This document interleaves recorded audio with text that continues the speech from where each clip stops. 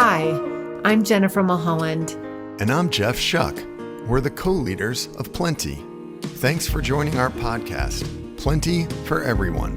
Each episode, we talk with conscious leaders like you to explore abundance in work and life, fulfillment in head and heart, and ways we can all work together to make this world a better place.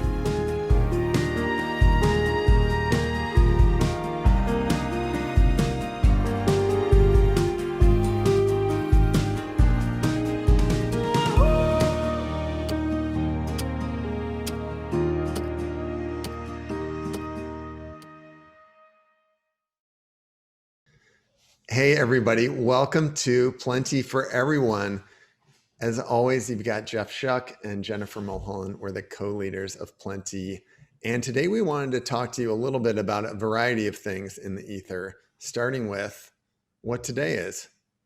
Today is 11/11/2020, which is an auspicious day known as a portal, where we go from one state of being to another if we so choose. We're calling this the portal of transformation, where new beginnings are possible. And, many of you see and notice 11/11 a lot on your phone or on your clock or on your computer, or 222 or 444 or 1212. And it's this synchronicity of sacred geometry and numbers. And so there's no accident that today is a powerful day as it relates to the number 1 and the number 11. So number 1 really represents a new beginning and the opportunity to create from a blank canvas, the opportunity to choose anew, which is so exciting because we've had a really heavy year, and it's exciting to step into what do we want this next chapter to be for ourselves and for our community and for our country. And, on a physical form, if you double the 1, it becomes literally a gateway, a portal, a doorway through.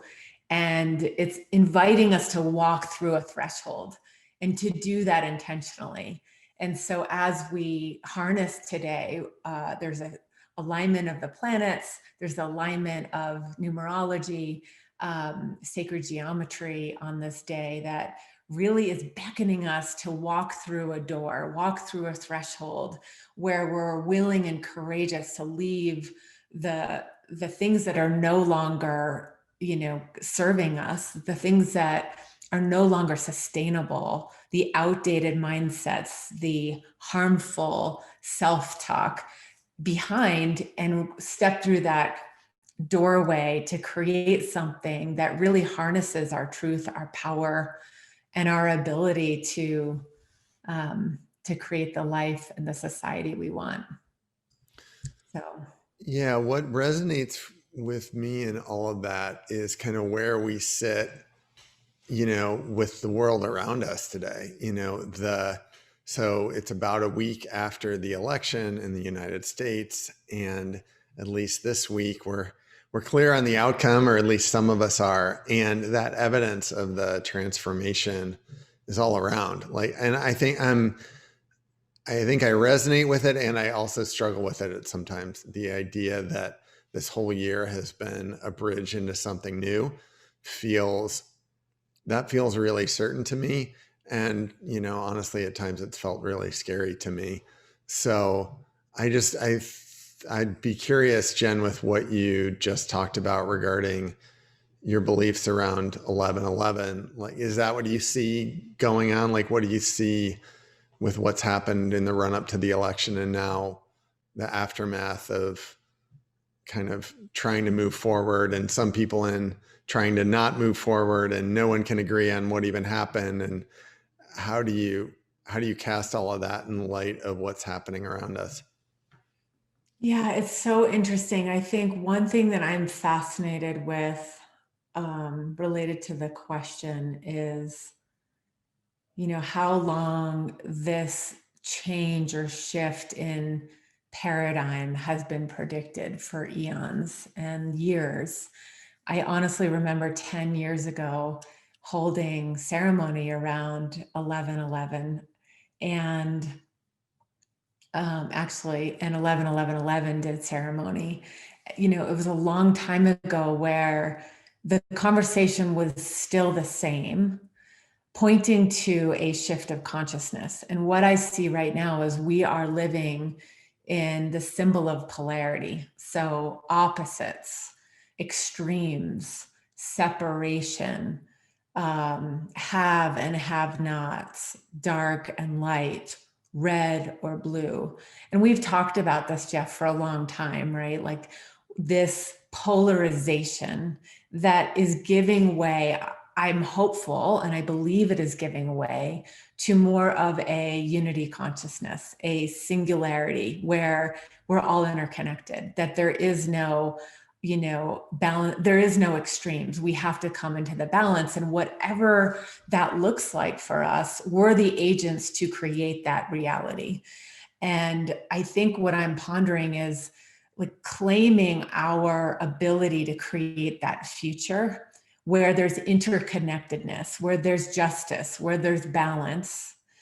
And instead of waiting for a leader above us to tell us how to do that, or a leader above us to perpetuate the extremes.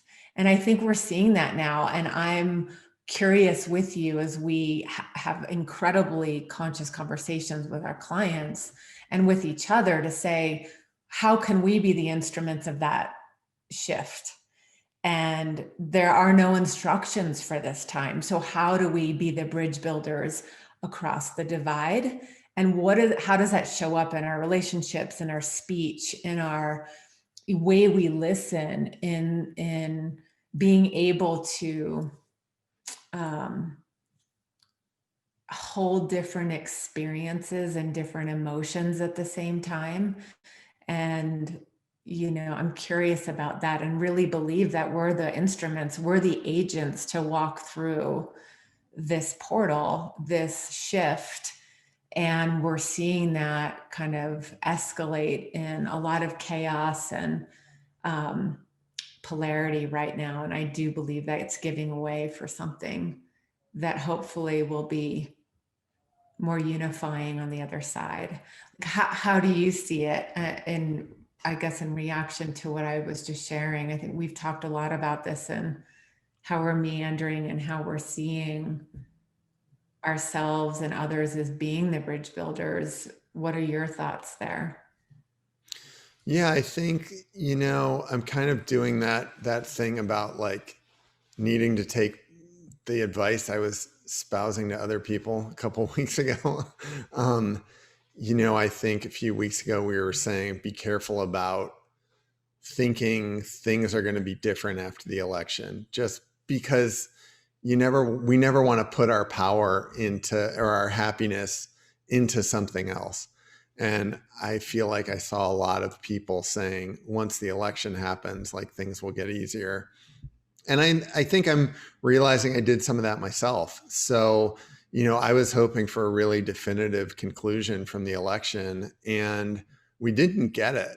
And so I think, Jen, to step back from the content about 11/11, like I can buy that we're in the portal. I think we're not through it yet. And I think what the election illustrated to me is how much work needs to be done.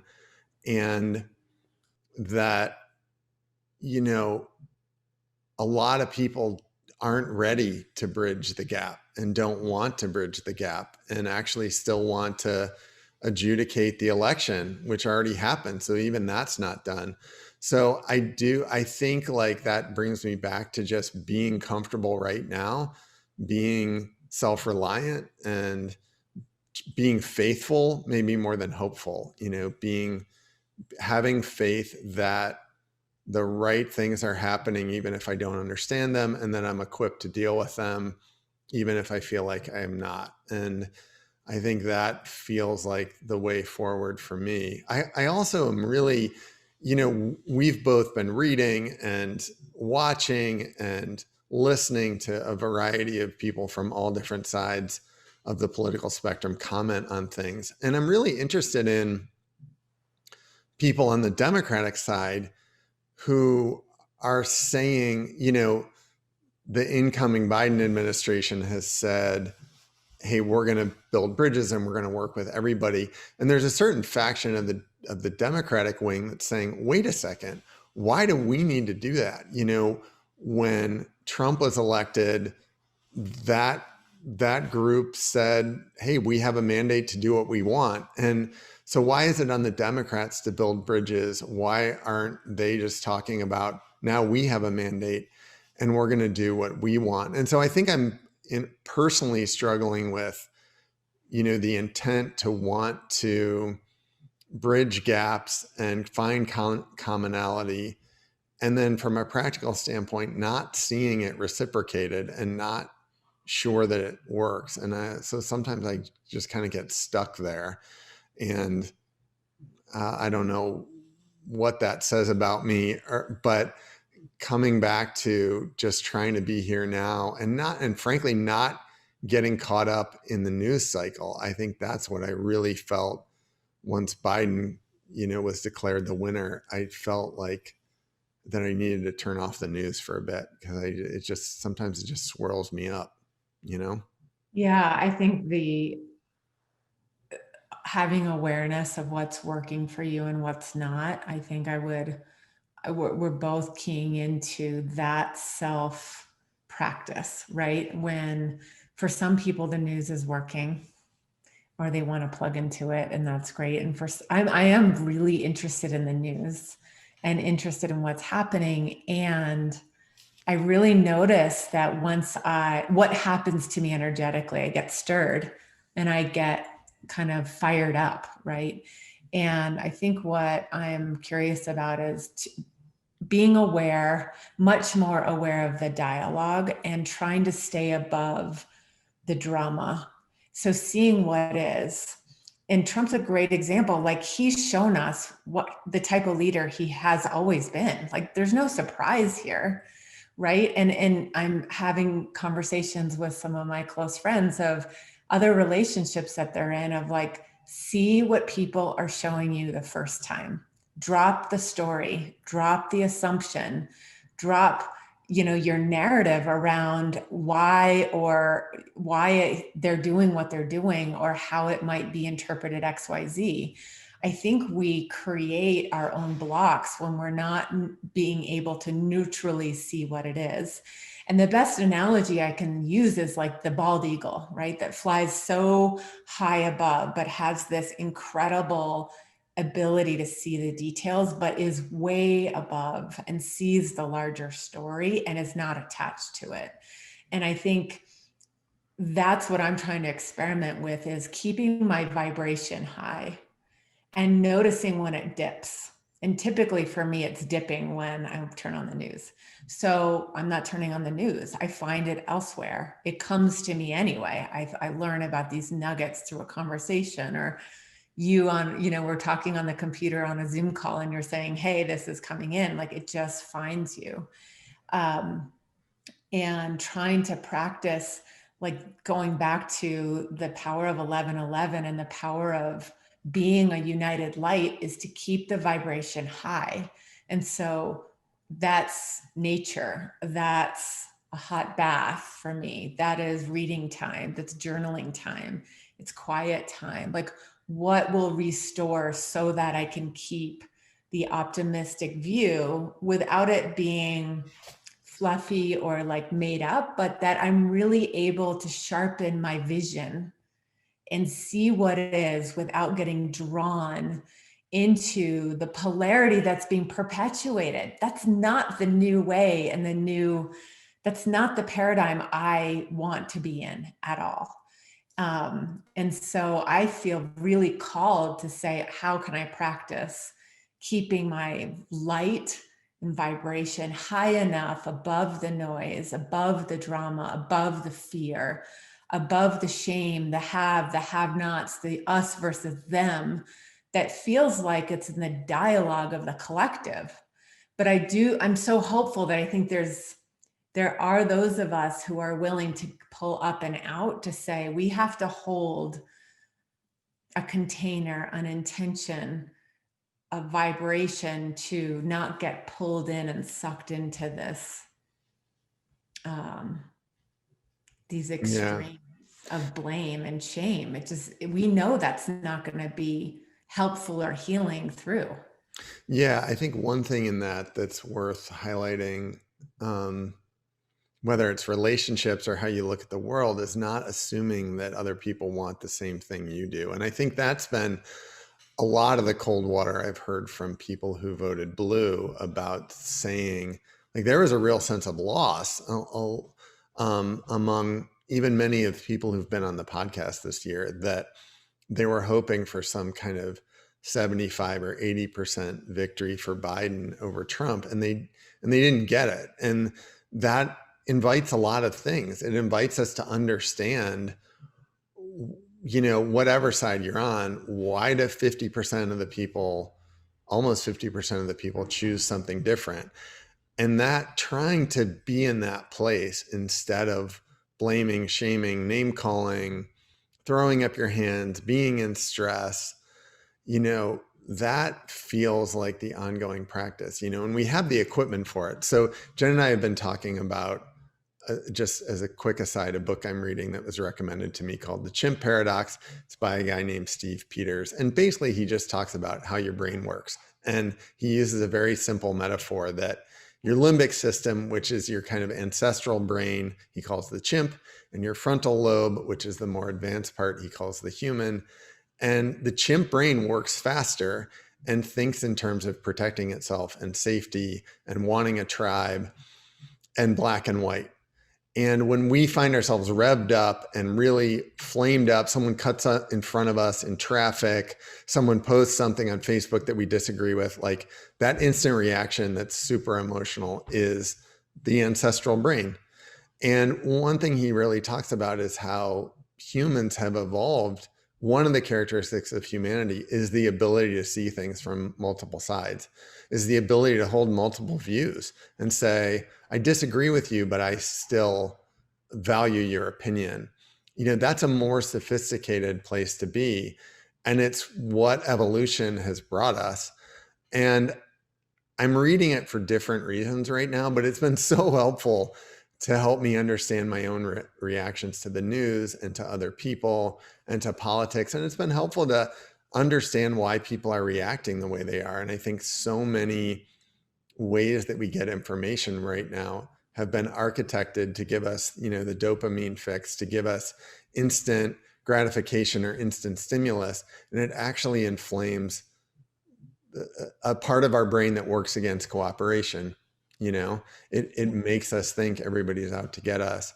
So I think that continues to be my prayer, is that people slow down and really start to say, there's a part of me that can say, okay, I totally see the validity in recounting the election. It's provided for by law. It's going to help everybody slow down and clarify what's correct. Like, it might delay what I want for a couple of weeks, but honestly, it seems reasonable. And that's a way different reaction than reading the news and instantly erupting and saying, I can't believe these people are going to do that. But I guess where I'm going with this, Jen, is a lot in our world, like, you have to be really intentional of slowing down to that level, really intentional about where you get news, and intentional about not closing yourself off, because we're not talking about being ignorant either, but like slowing down to say, I really want to see all sides. And I guess what sometimes discourages me is I don't think most people are ready to be that intentional yet. And I pray that that's coming. And I pray today is one more day that takes us in that direction. Yeah, I mean, we have such a giant invitation to consciously evolve. And it's part of why we are so wired to help conscious leaders make a difference in the world. Like, literally, that is helping people become more aware of themselves, what works, what doesn't, what are the signs and all around that participate in the multidimensional multidimensional reality that we all live in. Like, we participate in a multiverse. We're not singular human beings. We don't have one sense. Like, they're discovering we are multisensory. And so we're interacting all the time with information and content and form and formless, that helps us evolve. And I love the example of the chimp book that we've been discussing, because, as we are evolving the mammalian human brain, we are learning to develop a different skill of sight and of sensing. And so, when literally in the past, you can see in our species, we've evolved from a highly active parietal lobe, manifestation. So this idea that we are separate. You are different than me. We have different, you're male, I'm female. We have, we live in different places. We come from different backgrounds. We may share the same thing, but we're not the same. Like, that idea that we're separate comes from a very active parietal lobes. And what's happening in our mammalian brain evolution is kind of quieting for some of us, and it's shifting into a more active frontal lobe, which is an experience of oneness. It's an experience of connection. It's an experience that there is no separation, of this multidimensional way to receive and to transmit truth, to transmit sight and sensing, whatever that means to you. And so it is so exciting, because this is something I personally studied 10 years ago, and getting trained with Diksha, which is a healing modality to help quiet the monkey mind, which is active parietal lobes in our brains.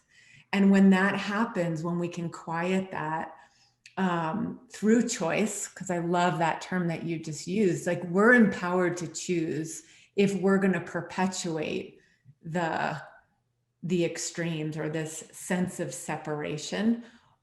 We also have a similar choice to look for understanding, to look for commonality, common ground, to look for where we share similar values. And that's a new skill. It's a new human evolutionary trait that is becoming more relevant. And I think we're just on this uncomfortable cusp, right? Like, we're not there yet, but we're kind of emerging from this cocoon.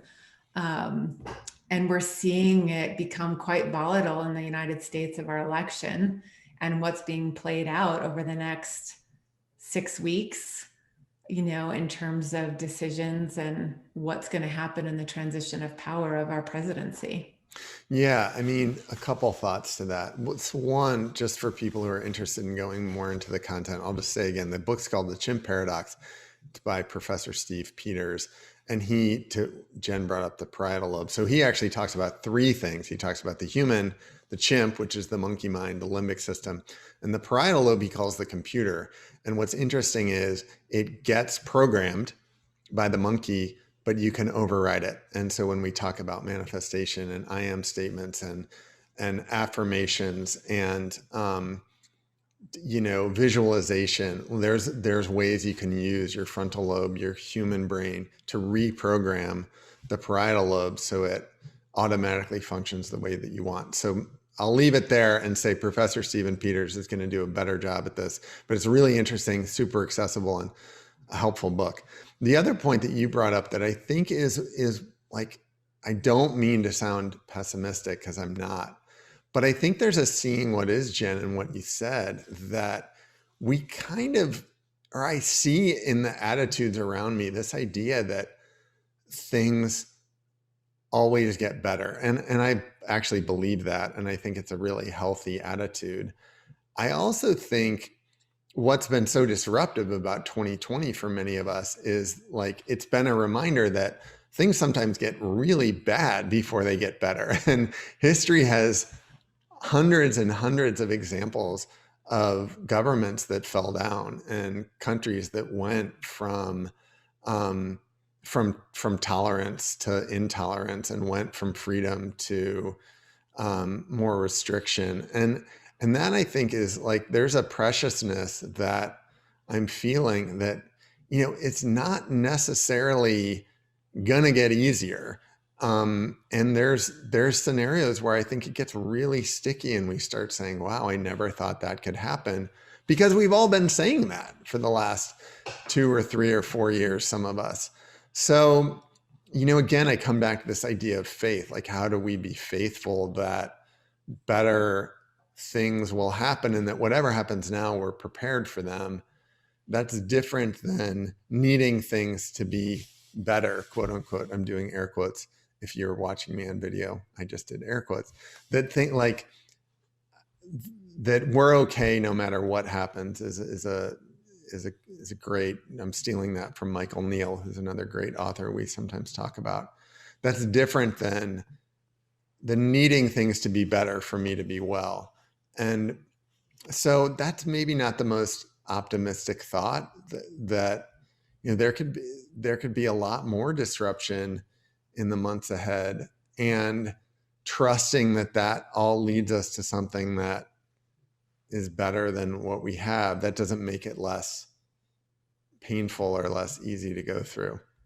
Yeah, and I feel and sense that. I do think things need to sometimes fall apart before they can come back into a higher order. And I think we're in that place right now where we're likely to see more disruption, dismantling, disillusion, chaos. And and when you're in it, you don't see the higher order that becomes of it in real time. You always do, or often do, in hindsight. So we talk a lot about, at Lantern, we talk about our yellow brick road. Well, it always seems to make more sense when you look back, when you can see the twists and turns, the obstacles, the challenges, the chaos that actually had an order to it. It led you to who you are right in this moment. And without that, you wouldn't be who you are. The lessons, the opportunities, the failures, the relationships, all that modeled you to be right here. And I think that is always on offer. That's happening in our future steps too. What I'm really curious about, and I don't necessarily have the language, I'm totally in process here, because I have always been an optimist. I came out of the womb thinking about a better future, wanting to participate in making this world a better place, and have really relied on this idea that things happen for a reason, and that things are meant to be the way that they're meant to be. And I do believe that. It's now being coupled with, oh, but I am powerful to claim the future I get to co-create. That it's not sedentary, it's not passive, it's not going to happen to me, that I'm actually an equal participant in forming and what it is I want to create. So if I want to create a more peaceful community or peaceful society, I have a microcosmic part in that. And that ripples out in every conversation, every way, every time I listen to somebody or hold space, every creation. And I do believe that we all have that equal power in the crumbling, in the dismantling, in the mess, to see what is and to choose our role in it. Are we going to perpetuate and focus on the chaos and disruption? And the more we focus on it, the more we'll amplify it, because what we focus on forms. Or am I going to see what is with wakefulness and say, oh, I get to choose how I am going to create a new reality? And what is my power to do so? Like, where can I have that influence? I can have it with my children. I can have it in my partnership with you. I can have it with my partnership with Christian and my family and loved ones and friends. Like, I can control that. And I do think that we're being called and asked to participate in a much more deliberate, powerful, intentional, aware way of how we want the future to unfold. Because we can tolerate the shenanigans and the bullshit that's happening and talk about it and stir it and amplify it. And we also have a different choice to say, no, this is not acceptable, right? Or the law is the law, or, what is being done is just not right. It's not about justice. So I don't know, I'm really in process about the dance of, the acceptance of things have to fall apart sometimes in order for them to come into a higher order for our evolution. And that is reciprocal cycles that have been happening for eons, whether it's extinction or whether it's war or whether it's, stock market crashes and rebounds. Like, we're in a cyclical pattern. And so how can we make the next cycle a cycle that we're all proud to be a part of? Yeah, I think there's a lot there, and I think we're close to our next podcast.